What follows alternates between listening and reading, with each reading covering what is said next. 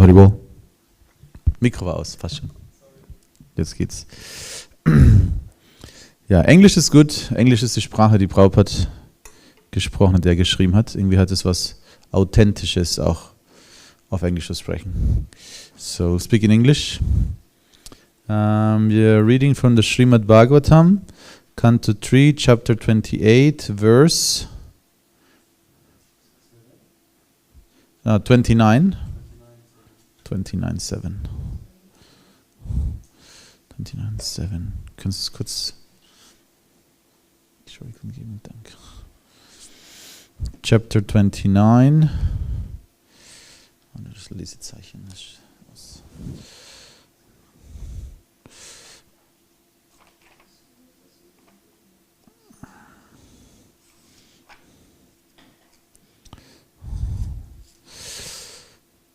So, Om Namo Bhagavate Vasudevaya.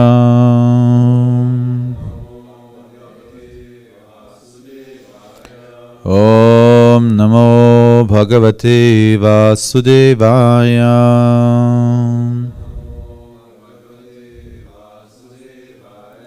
Om Namo Bhagavate Vasudevaya.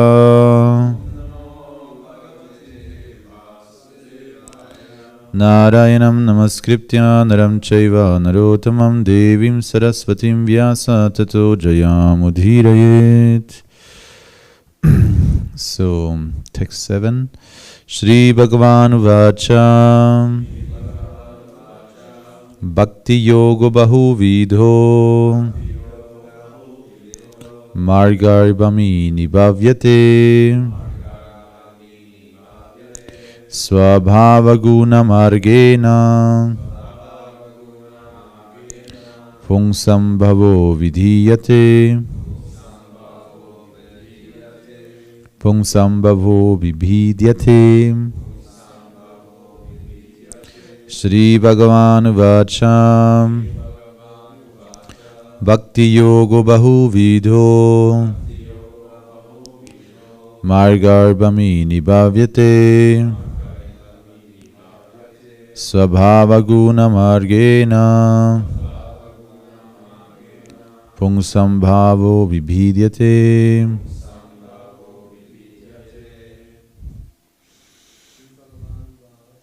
Shri Bhagavan Vacha Bhakti Yoga Bahu Vidho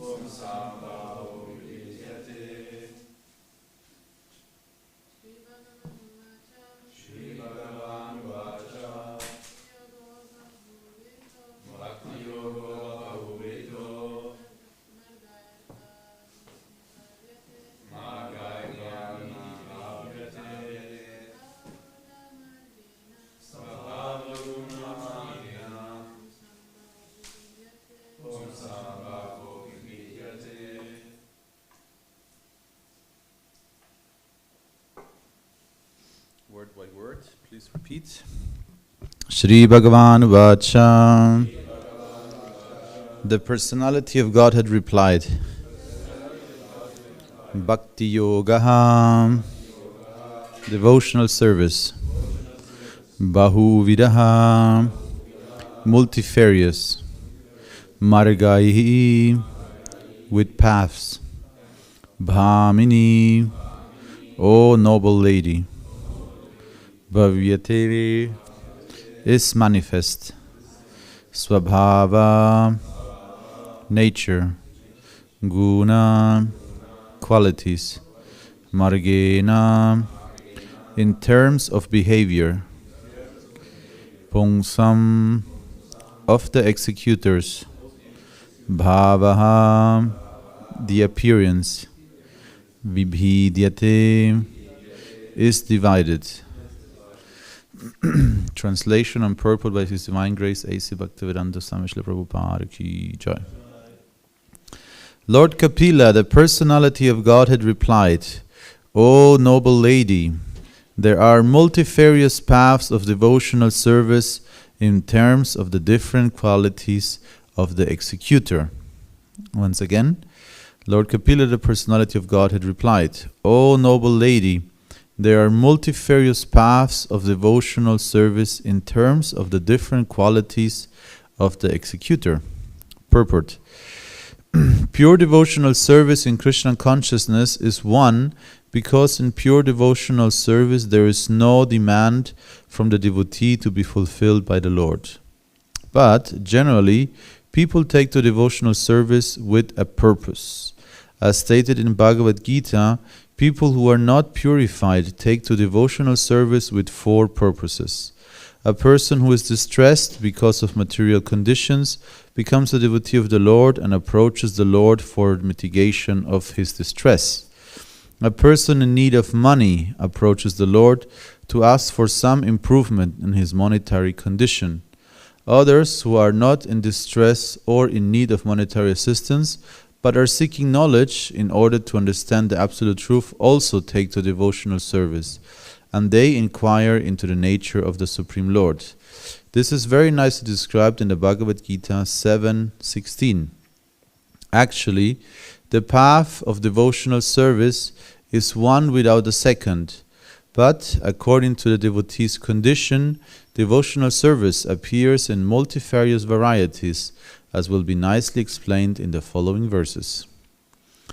Om Agyanati Mirandasya Gyanangyana Shalakaya Chakshurum Militam Yena Tasmai Shri Gurave Namaha Sri Chaitanya Manobhistam Stapitam Yena Bhutale Swayam Rupa Kadamayam Dadati Swapadantikam Vandeham Shri Guru Shriyuta Parakamalam Shri Gurum Vaishnavamscha Shri Rupam Sagrajatam Sahagana Ragunatam Vitam Tam Sajivam Sadvaitam Savadutam Parijana Sahitam Krishna Chaitanya Devam Shri Radha Krishna Padam Sahagana Lalita Shri Vishakam Vitamscha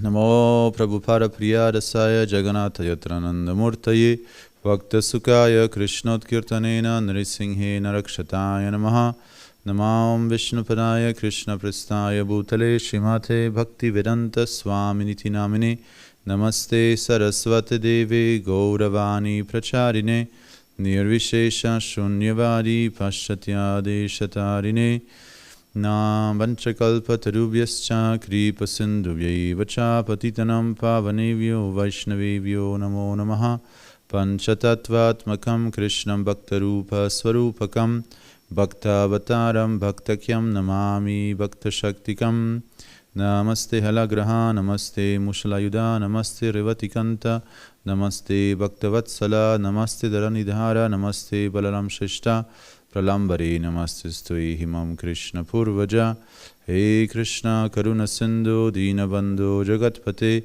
Gopesha Gopipakanta Radhakanta Namostute Jayatam Surato Pangor Mamamanda Matirgati Matsarvasva Padambojo Radhamadana Mohano Divyadvrindaranya Kalpadru Mada Srimadardangara Simhasanasto Shrimad Radha Srila Govinda Devo Prishtalivi Savyamanav Smarami Shrimandra Sarasarambi Vamsiva Tatatastitaha Karsham Veno Swanar Gopir Gopinatha Shriyastunaha Tapta Kanchana Gaurangi Radhe Vrindavaneshwari Vrishabhano Sutadevi Pranamami Hari Priye Jai Shri Krishna Chaitanya Prabhu Nityananda Shri Advaita Gadadharam Srivasari Gaura Bhaktavinda Hare Krishna Krishna Krishna Hare Hare Hare Rama Rama Rama Hare Hare. Again the verse. Shri Bhagavan Vacha Bhakti Yogo Bahu Vidho Margair Vaimini Bhavyate Swabhava Guna Margena Pungsam Bhava Vibhidyate. Lord Kapila, the personality of Godhead, replied, O noble lady, there are multifarious paths of devotional service in terms of the different qualities of the executor. So this is a very interesting verse. And here, of course, we have Kapila Muni talking to whom? To his mother. What's her name? Devahuti and Kapila Muni. So it's a very beautiful section of the Bhagavatam where a mother is being instructed by her qualified son. So it's a very beautiful, we have also this very nice picture, which usually is on the cover of the book, where Devahuti, is sitting in front of Kapila, being instructed. And this is in many ways a very, you could say, beautiful and ideal situation. If a mother has a qualified son who can, it's not here for some reason, a son who can enlighten her or help her. In many ways for a mother this is, you could say, a dream, or something amazing, because usually, of course, the mother is the first guru of the child, and the mother will teach the child to speak, to walk, basically everything. But at the same time, the mother might be more preoccupied with, the maintenance of the child than with, imparting deep philosophical topics to the child. So if the son becomes more very learned, this is always a big pleasure for the parents. Generally, it says that a good parent is somebody who gives to the child or enables the child to do something he would have liked to do but was not able to do. So if you enable your children to do something, even materially speaking, you have a big dream and you couldn't do it when you were a child, or when you were young. But if you enable your children to do that, that's good parenthood. So parents are always very pleased, and especially a mother is very pleased if a child is successful and is even able to maybe instruct her. And why? Is because the mother does not have, you could say, generally, the pure love of a mother is not tinged by ego. In a similar way, like it might be the love of the father, even, or other forms of so-called love. Prabhupada also says that the love of the mother is the closest to love of God, to pure love of God. And this was also part of the definition here, that pure love, ultimately pure love is without any, how was it called here? Let me see if I find the section quickly. Because usually we approach the Lord with some purpose, Srila Prabhupada says, and usually that purpose is to get some fruit of your action. But a mother usually loves the child unconditionally, even if the child sometimes is very, there can be some funny situations, where the mother loves her child, even if the child is a criminal, he becomes a terrible criminal, but somehow the mother still, because it's still her child, Nrsimhadeva Bhagwan ki jai. So, of course, in the material world, this love can also result in very bad situations. There's this very famous story of this ruffian, big criminal, who was convicted again and again and again for all kinds of different crimes. And finally, this criminal, this is a true story as far as I know, finally this criminal was captured and sentenced to death. Captured and sentenced to death. So usually when you're sentenced to death, you have your last wish, except not being killed. You can wish everything, You can have a big cake, you can have, special meal, you can, usually there's all kinds, you can meet the king or something, So what's your last wish, they asked him. And he said, I want to meet my mother, So his mother came, and then he said, I want my mother to come very close to me. I want to tell her something in her ear. So she came very close to him, and then he bit her ear, and ripped her ear off. And everybody was shocked, He ripped her ear, and then her mother was screaming, why did you do that, And then he said, the reason I'm here is because of you. You never corrected me, you never taught me properly. So her love for him, her tolerance was misplaced, She tolerated everything the child was doing, and then he was blaming her. You never corrected me, you never disciplined me, and that's why I'm here now, being sentenced to death. It's your fault. So like that, but the love of the mother still, it was not an ill will, but it was misplaced, So, of course, a mature mother would, correct the child when necessary and still, be is doing it out of love. Love is not only sentimental, Sometimes love might be, there's this English saying, tough love, Sometimes love is tough, Sometimes love is very, very tough, very painful. Especially if love is real, there always will be some pain. Because usually in the material world, love is disappointed. But even in the highest position of the residents of Vrindavan, the gopis, so much suffering is there. But this suffering cannot be compared to any form of material suffering.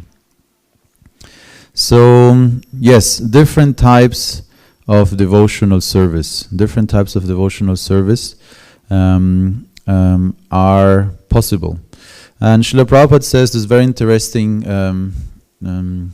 you could say, gives very interesting definition about a bhakti yogi. Or basically he says, in quite a few places, that we can call ourselves bhakti yogis, even we are not bhakti yogis. So it seems like a contradiction. So he says, we can call ourselves bhakti yogis, even we are not bhakti yogis. Because a bhakti yogi, in the literal meaning of the word, is somebody who is full of bhakti. Pure bhakti is there, and that's a bhakti yogi.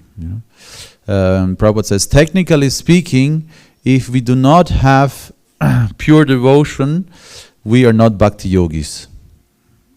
We are not bhakti yogis. If you don't have pure devotion, it's not bhakti yoga what you're doing. Then he said, but why can we still be called bhakti yoga, bhakti yogis? Why? Because our aim should be bhakti yoga. So if our, you could say, declared aim is to attain bhakti yoga, is to be a pure devotee, then you can call yourself bhakti yogi. That's what Prabhupada says. So that's very interesting. If you have this very high, you could say, ideal, and if you read Prabhupada's books and you are convinced that this is the highest ideal, and that's your clear purpose and goal, you can call yourself a bhakti yogi. I remember when I was a brahmachari, we had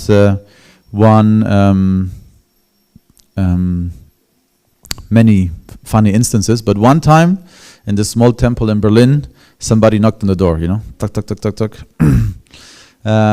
and suddenly the small man is standing there, and he's like, Hare Krishna, is this the temple?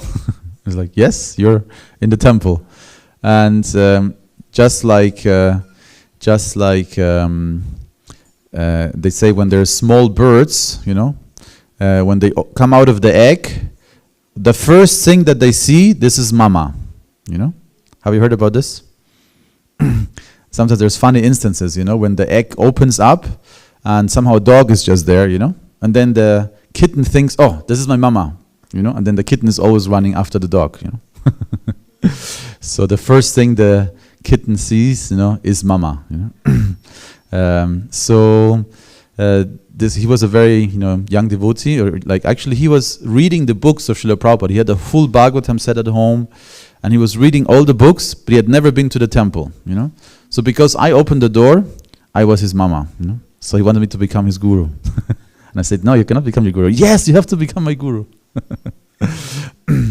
And he was always asking me, how do I do it if I'm not perfect? I want to become, I understand it, but I cannot do it, And then, Prabhupada says, even if you, we should never compromise the ideal, So it's very important to never compromise the ideal, no matter how disqualified we are, And sometimes this seems to be like, in German it's called Spagat, like it can tear you apart, When you see the ideal, and when you realize where you really are, In the beginning of devotional service, we get special mercy. There's a lot of kripa, and we get a big boost. And then because even in Bhakti Yoga, we have to be careful that we don't cultivate anarthas or unwanted creepers growing along with the Bhakti Lata. So the Bhakti Lata is a very tender, plant of devotional service. But in that garden of devotional service, many other anarthas also will grow. And if you don't pay attention, all kinds of funny things can happen. But the first, you could say, tendency of the new bhakta is because he gets a special mercy, and because he gets taste and enthusiasm, then very soon the new bhakta thinks, I'm a pure devotee. Now the new bhakta is quite convinced, I'm amazing, Look at all these neophytes, Look all the mistakes they're making, They're not they don't really have love of God, I can see it very clearly, Look at all the mistakes they're making, how spaced out they are, how angry they're becoming, how controlled they are by the three modes of material nature. Very sad situation. But thank God I'm okay, So this is one of the anarthas that can come up. Pride. And vimukta maninas, it's called in Sanskrit, is when you think that you are liberated, but in reality you're not. In reality, it's a fiction of the mind. So the mind is creating this fiction, and you perceive yourself in a light that is not true. It's not who you really are. It's not your real position. But the mind can be very powerful and push you in that position and project yourself in that position. So, like that, devotional service in the beginning, we have this, you could say, drops of nectar. That's why it says there's this very interesting classification of activities. So activities in the mode of ignorance are, how are they in the beginning? No. In ignorance they're poison in the beginning and poison at the end. In ignorance, it's poison in the beginning, poison at the end, In between there might be something else, But the first time you smoke, the first time you drink alcohol, it's horrible, And then if you keep drinking, the result also will be very horrible, In between you feel like, oh, there's some passion maybe. Because the modes of nature are never pure, they're always mixed, But in ignorance, the activities are poison in the beginning and poison at the end. And in the mode of passion, they are nectar at the beginning and poison at the end.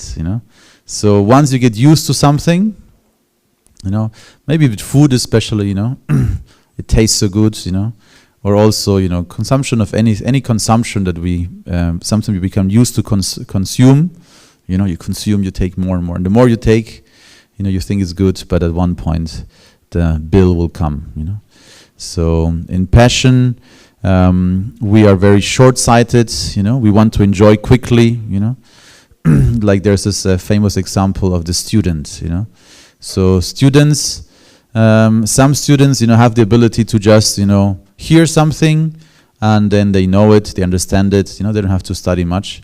But there are always students who don't have this ability, but they also think they can do the same. They can just, party and enjoy life and then come to the exams and write it. But, usually it doesn't work, For most people, it doesn't work.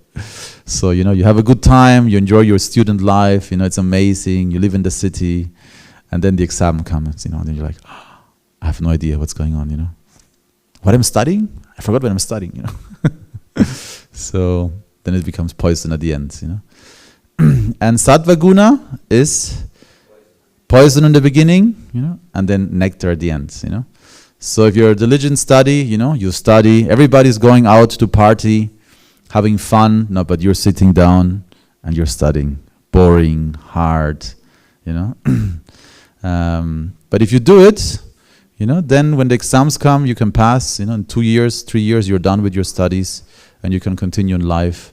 And the other ones, who were having fun in the beginning, they're still stuck, they have no job, and they might even have to get some benefits from the state, and like that. So it's very obvious. Sattva Guna requires some tapasya, some sacrifice, for you to, deserve something. So that's very obvious. And then devotional service. How is devotional service? In the beginning, nectar. And in the end, more nectar. So in the beginning it's nectar, and at the very end it's nectar. But sometimes we forget that in between there is an artha nivritti. Devotional service is always nectar in the beginning, because this nature of the soul is kindled again. And you see people when you go on Harinam, and you see so many people who suddenly feel the nectar, and can dance along, chant along, have fun. And for some people, of course, if the consciousness is ripe, then maybe activities will also follow, more engagement, attachment. And like I said, in the beginning we get this very amazing nectar, in the chanting of the holy name it's described as, I forgot the stages now, namabhas, So in the very beginning, when we start chanting Hare Krishna, we get nama abhas. So this is the shadow of the holy name. And we get a full taste. We become fully inspired and motivated, and we think this is the best thing. And sometimes when you've been practicing, chanting for many years, and you hear some young devotees, you think, maybe I'm doing something wrong, This person has so much taste for the holy name, and I have maybe not so much taste, So because in the beginning we get namabhas, we get a special mercy, and it's a shadow of the holy name. And the reason, it's explained because in the beginning when we start chanting, there's no real motivation yet that is applied or manifested, You're just naive and young, and you start practicing Krishna consciousness. But as you continue to practice, then the anarthas, the bad habits, that are still ingrained, they start becoming predominant, Maybe the tendency to be lazy, maybe the tendency to criticize, whatever it might be, those start becoming again prominent, And then comes namaparada, And namaparada is when we chant with offenses, We criticize devotees, we're not sure about, the guru, we're not sure if we want to follow or not his instructions, You only want to follow if it's a nice instruction, Or like here we try to establish this mentorship system, and technically the mentor is kind of like a shiksha guru, taking care of you. But then it was dissolved because the mentorees, they keep going to a different person, so until they finally hear what they want to hear. And then say, this is my mentor now.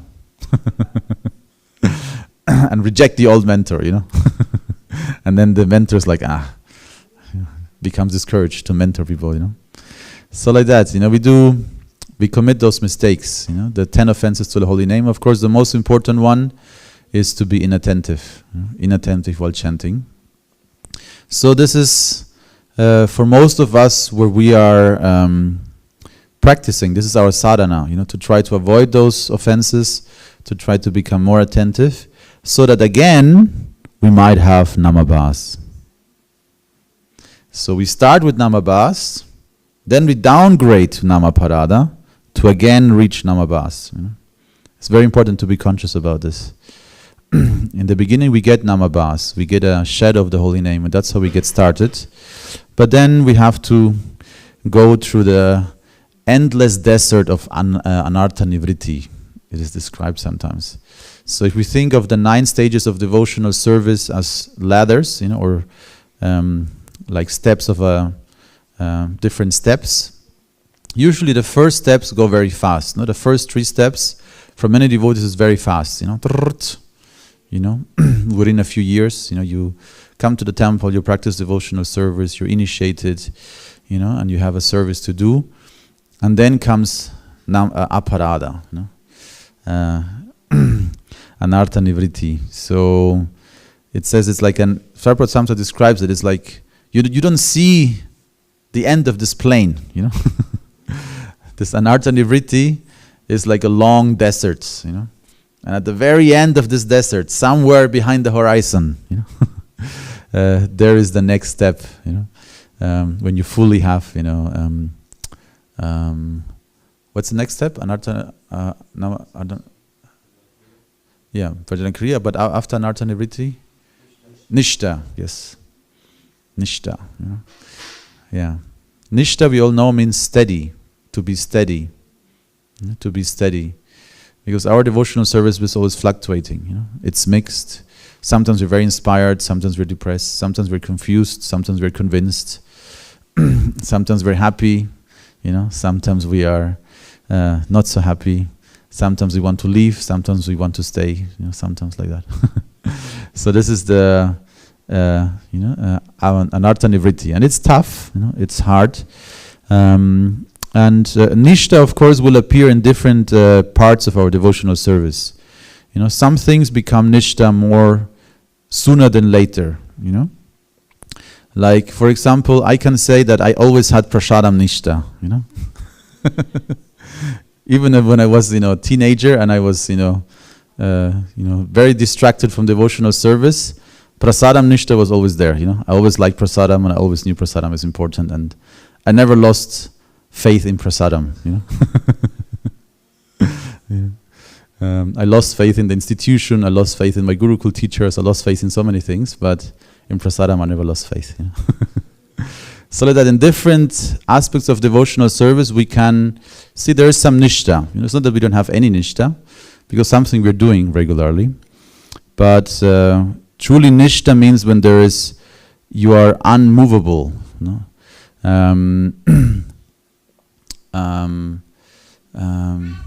What is it called? In the Yoga Sutras it's called pratishtayam, pratishtayam.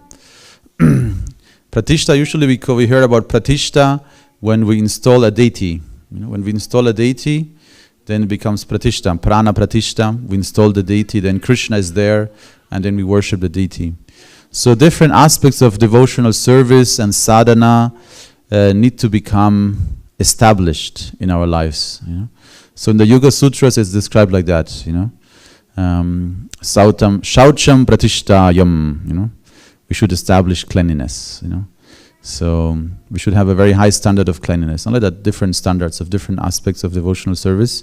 They should be firmly established. And the more we establish those pillars of devotional service, we will re-establish dharma in our lives. Basically, that's the reason why we follow the 4 regulative principles. And there's this funny story when the disciples of Srila Prabhupada in the beginning went to India, and they were very young devotees, of course, and they were asked, so what is your sadhana? What do you practice? And they said, well, we have 4 regulative principles. And then the brahmanas were laughing. That's all. That's the basics. So that's of course, if you're coming from a sinful background, 4 regulative principles is incredible. It's amazing. But this is when you have those 4 regulative principles established in your life, you establish Dharma again, because each one of those principles reestablishes one of the 4 legs of Dharma. Sexuality, illicit sexuality, controlling illicit sexuality, regulating it establishes purity. Intoxication establishes tapasya or austerity. Meat eating establishes compassion, and not gambling establishes truthfulness. So these are the 4 pillars of religion. If we establish Dharma, if we want to establish Dharma in our lives, or if you want to practice Sanatan Dharma, the ultimate, you could say, calling or nature of the soul, then we have to, in the beginning, at least establish Dharma, basic Dharma. And based on this Dharma, we can then think of something higher or deeper.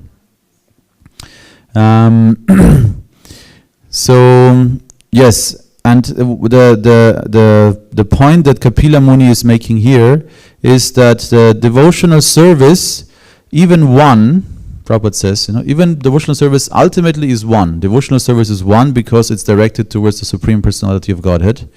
It will appear in different shades and gradations in terms of the different qualities of the executor. So depending on the consciousness of the executor, devotional service appears in different varieties and shapes. So what I was trying to say before is therefore that because what is going to be explained here is devotional service in combination with the 3 modes of material nature. There is devotional service in the mode of ignorance. And some religions, I don't want to name any religion, but in India they call them the peacefuls. They're very peaceful religion. If you don't do what they say, if you don't convert to their religion, they might kill you. You have to be careful. They're very peaceful. So this is the mode of ignorance. It's very obvious. If it's destructive, if it's sectarian, if it's exclusive, it's in the mode of ignorance. If religion is in the mode of passion, then it tends to be more sophisticated, more driven by results, trying to, attain something material. And this will be found, you can find this in any religion, Like if you go to Altötting, it's not so far from here. It's a very amazing pilgrimage site actually. It's you could say, it's the Bavarian Mecca, And instead of a big black cube, in the middle of this, it literally looks like it's a huge square, many cathedrals, and in the center is the small black Madonna, Die Madonna von Altötting. And I was there once, and the Madonna of Altötting is wearing also a silver kavacha. Like we have a silver kavacha for Nisimhadevs. She's also wearing a silver kavacha. And this small chapel is full of this small Tafeln, like small wooden, signs, which are thanking or asking something from the Madonna of Altötting, And she's very famous to fulfill desires somehow. And over many, many centuries already, it's become a famous pilgrimage site. But if you start reading as a devotee, many of those signs, you realize most of the signs, there are some very nice prayers, but the majority is very mundane, Very mundane, just something material that somebody wanted and was fulfilled, Der Sepp hat einen Traktor bekommen, jetzt kann er so damit, super, danke Madonna. Und solche, alle mögliche, und auch Gesundheit, ganz oft Gesundheit, möge die Madonna die Gesundheit dem schenken, und dann ist daneben ein Schild, danke Madonna, ist wieder gesund geworden. Und so weiter und so fort. So, der Erscheinungsweise der Leidenschaft ist Religion oder Spiritualität stark davon beeinflusst, was man daraus bekommt. Oh, sorry. So in the mode of passion, spreche ich schon die ganze Zeit Deutsch? Wie lange schon? Okay, seit der Madonna. Sepp hat es sofort natürlich auf Deutsch umgeschlagen. So, yeah, in a mode of passion, we are driven so much by the results and only inspired by the results also. If there's no result, we are not inspired. You know? And the mode of passion, in one sense, you can say continues very far. You know, a tinge of passion is even if you want liberation. You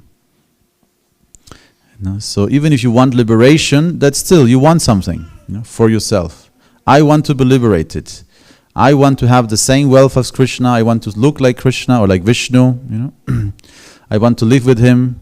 You want something. If you have a desire, there is still a tinge of passion. You know. Of course, this is only possible if you have predominantly then sattva guna. So in the mode of sattva guna, you perform your spirituality because of duty, you know, not because of the result, but because of duty. You know. But performing something only because of duty is very dry. You know. Very soon it can become very dry. You know. It's my duty, I'll do it. You know. It's like Japanese are very famous. They are the most, in that sense, extremely duty bound. You know. They're extremely duty bound, and there's crazy stories about Japanese people. For example, when the when was it? How many years ago? There was this big earthquake, and this nuclear plant exploded. Fukushima. And I forgot how many years ago it was, but maybe 15 years ago, something like this. Fukushima, you know. It was a nuclear plant near the ocean, and just exploded in the earthquake, and all the contamination started going into the ocean and everywhere. So the people from that area started fleeing, you know, with their cars, you know. And of course, nobody was going there, you know. Everybody was going out of there. But in the streets, the Japanese still only drove on the right side. It's the law, you know. So you know, if anywhere else in the world, you know, if a nuclear plant is exploding, you just take any lane you can take, you know, to get out of there. Not in Japan, you know. In Japan, the left lane is to go in this direction, the right. So they had a big traffic jam, you know, and they're all waiting patiently to get out of there. You know? Yeah. In India, they just always drive like that. But they have India is sometimes like an anthill, you know. You know, we have an anthill. The ants, they just somehow manage to go past each other, and it works. You know, so India is like this, is more organic, you know. So Japanese are very much not spontaneous, you know. Not spontaneous. So if it's only out of duty, it's not spontaneous, you know. Duty is very stifling, also in many ways, you know. You become very stiff, you know. You don't move freely because you only do what's your duty, you know. So because love is spontaneous, love is dynamic, you know. So yes, in pure love, you know, when a devotee truly loves Krishna, they don't want anything from Krishna, you know. And it says the gopis of Vrindavan, I was reading today morning Chaitanya Charitamrita, Prabhupada says the gopis, they don't want anything from Krishna, nothing. They just want to serve him. That's all. It's not because it's their duty. The gopis are not thinking, I am Jiveda Swarupahaya Krishna Nityadas. Okay, I have to serve Krishna. It's my duty, it's my nature. You know? They're not doing it because of duty, just because they want to do it. You know? They love to do it. They have nothing else to do than to serve and please Krishna. You know? I'll just tell one more story about Japanese because it's, you know, just to see how ridiculous, you know, it can become if we become so attached to the duty, you know, instead of really being, you could say, a person. There's a story of this soldier who got the duty to protect an island, you know, in the Second World War. You know? So he got this duty from his general. Soldier, you know, hold this post, you know. And soldier, you know, yes, sir. You know. So then the war was over. and think 30 years passed, 30 years passed, and then in the small island in the South Pacific, they found this Japanese soldier still wearing this uniform, and holding the position, And then they told him, the war is over. And he's like, really? And you would think, he would say, okay, finally it's over, I can go home. He's like, and said, okay, you can go home now. He's like, no, my general told me to hold this position. Until he tells me not to hold this position, I'll stay here. So fortunately, his general was still alive. So they found the general, they brought him to the island, and the general said, soldier, leave position, go home. And he's like, okay, sir, I'm going home. So when you become driven by duty, you're not spontaneous at all. If it's only duty, sattva guna is not enough. It's good, it's amazing, it's incredible, so much sacrifice. But what for? Maybe for nothing, So that duty, sattva guna by itself alone, material sattva guna is incredible maybe, what people might do, like this soldier.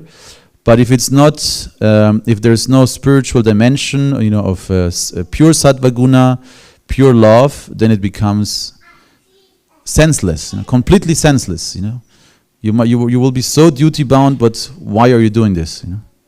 It might be completely empty.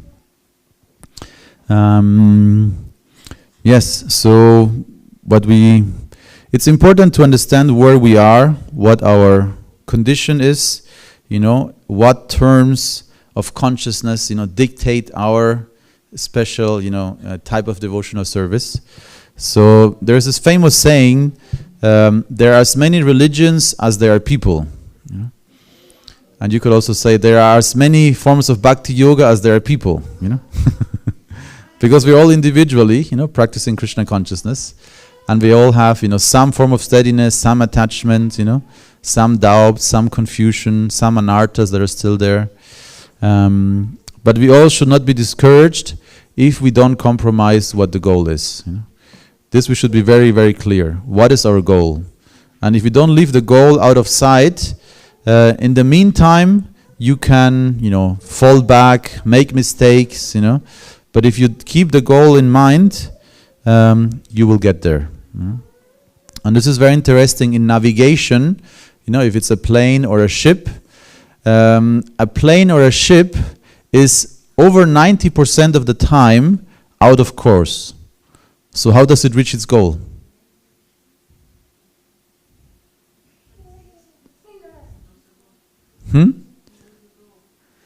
Yeah, so when you navigate a plane or a ship, you always have to correct direction.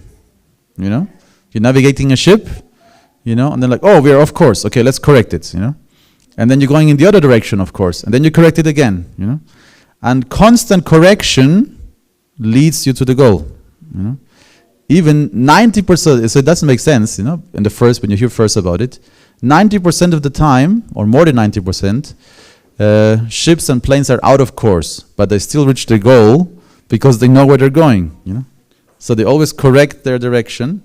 And constant correction, or in the Bhagavad Gita, Krishna says that, because Arjuna says, it's impossible, how am I supposed to do it, I can never control my mind completely. But constant correction, you call your mind back, and you always call your mind back, again and again. And if we keep doing this, we will reach there. So, that's the idea. Okay, I'll stop now. Maybe there are some questions, comments, additions. Hare Krishna. Gibt es ein Mikro für Subal?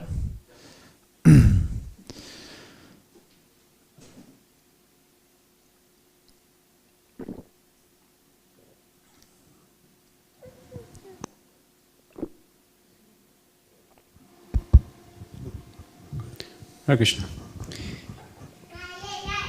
Govinda Dev Prabhu für den schönen Vortrag.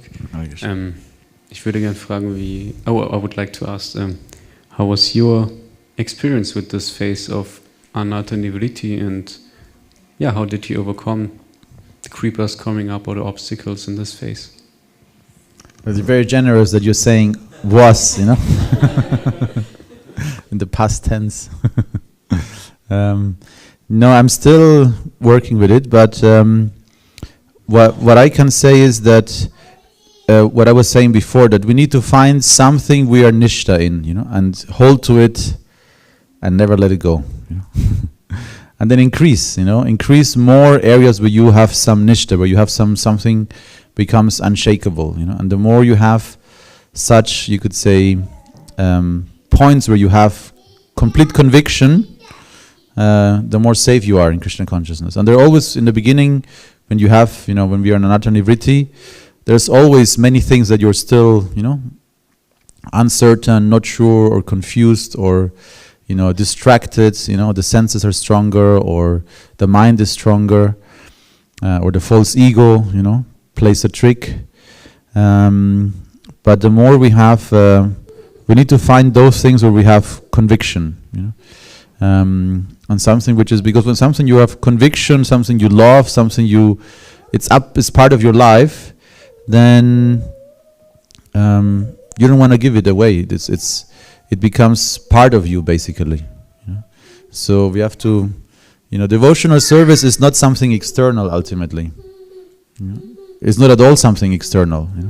In the beginning it seems that it's external because we change our dress, we change the way we look, we change our name, So all this might seem like external changes that we're making, but ultimately devotional service is the nature of the soul. So if we find something that we really like in devotional service, this we should never let go of. This is some section of your personality that has been manifested already. Any small attachment that we have to devotional service, we should cultivate. And it's called also the fanning of the spark. Any small spark that we might see, also in other people, is very important. When we see other devotees, and they might have, so many bad qualities. They might be so annoying. But if you see something that where they are devotees, we should focus on that and fan that spark. Prabhupada uses this word as well. Fanning the sparks. And making the small spark, a small spark can burn a whole forest, So in a similar way, the small spark of devotional service, which is inherent in everyone, if we fan that spark, it can become bigger and bigger, and start burning the fire of devotional service, basically. Hare Krishna. Noch etwas? Anything else? Grantharaj Srimad Bhagavatam ki jai, Srila Prabhupada ki jai, Gaura Bhakta-vrinda ki jai.